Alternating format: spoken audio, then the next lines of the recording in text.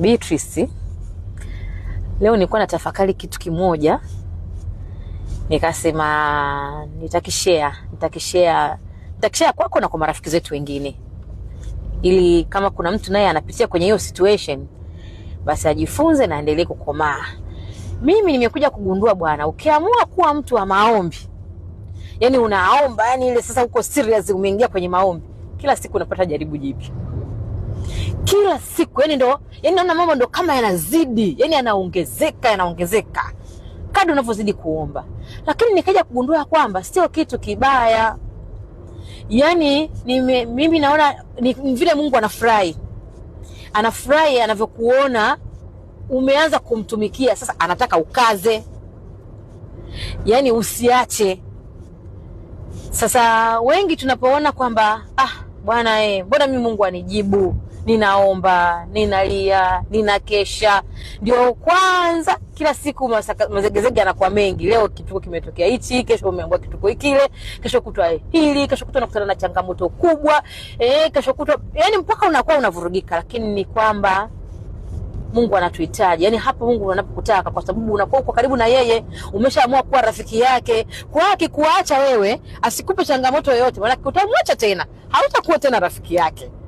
Utakuwa uko busy na mambo yako mengine, kwa sababu umerelax na unaona kila unachokitaka unafanya nini, unakipata kwa wakati. Yani mahitaji yote unayapata kwa wakati, ukienda huku unapata kwa wakati, yani hujitesi. Kwa hiyo anaona huyu nikimpa kila kitu huyu hawezi kuwa rafiki yangu. Huyu kuna mahali fulani lazima tu nimminye ili aendelee kunihitaji sawa sawa.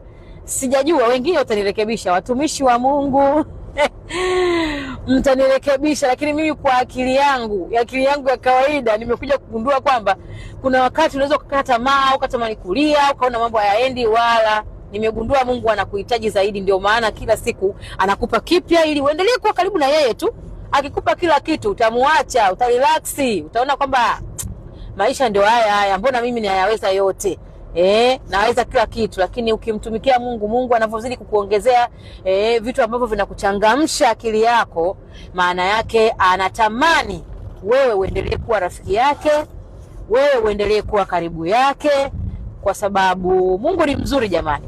Yani ukiweka urafiki na Mungu ni mzuri kuliko binadamu, kwa sababu binadamu ni binadamu, tunayo mapungufu mengi, tunayo madhaifu mengi.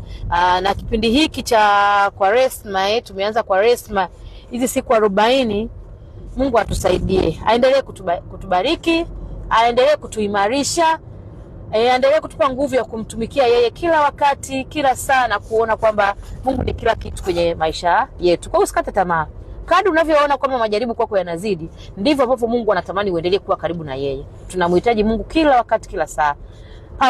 Pambana. Ukikubwa usilale. Mimi nasema kila siku baraka za Mungu zitakukuta ukiwa unapambana.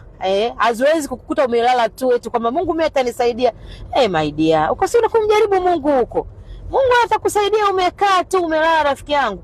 Mungu anakusaidia akiona na wewe unasaidika. Anasema jisaidie na mimi nikusaidie. Anakulift up, anakusogeza, anakuongezea maarifa, anakuongezea akili, anakuongezea watu sahihi. Yani muone Mungu alivyofundi, yani Mungu ni wa ajabu sana. Kwa hiyo tuendelee kumtumikia Mungu siku hizi 40 hizi.